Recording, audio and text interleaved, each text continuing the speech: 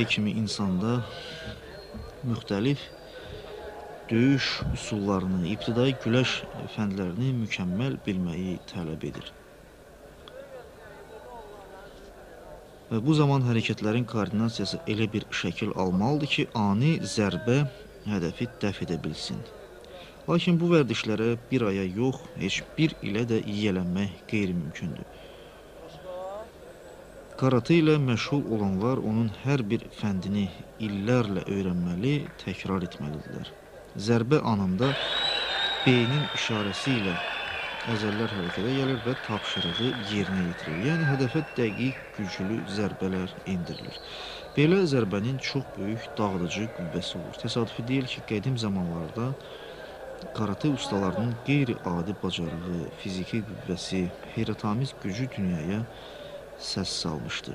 Shaolin monastırının yetirmələri haqqında isə əfsanələr gəzirdi. İdmançı 10-12 illik məşq prosesindən sonra, 10-12 illik məşq prosesindən sonra 200 kiloqramlıq od kimi qızdırılmış metal kürəni yalın əlin bir zərbəsi ilə tən yarı bölürdü.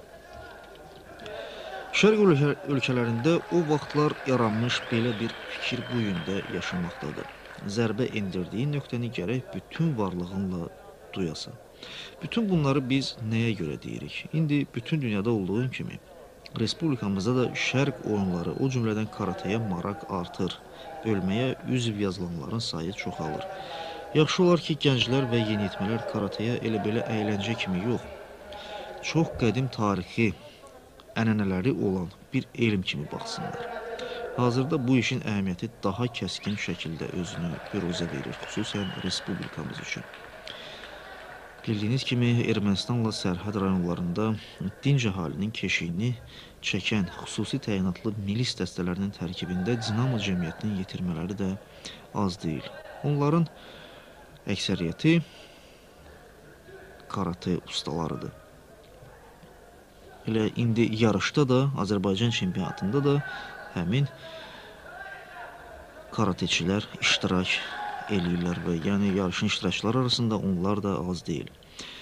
Çempionat da dinamoçların üstünlüyü şəraitində keçdi. Ayrı-ayrı çəki dərəcələrində İlyas Xəlilov, Mehdi Həsənov, Rövşən Cavadov, Cabbar Seyidov, Əhməd Hətəmov, Ülvi Quliyev və Gəncə karateçisi Füzuli Musayev ilk Azərbaycan çempionatının qalibi oldular. Yenə də qeyd edirik ki, bu Respublikamızda yeni idman növüdür, təzə-təzə təşəkkül tapır. Əlbəttə, çox vaxt idmançıların təcrübəsizliyi özünü göstərsə də, onlar fəndləri bəzən düzgün yerinə yetirməsələr də, hər halda bu çempionat Azərbaycanda karatenin inkişafında bir mərhələ kimi qiymətləndirməlidir.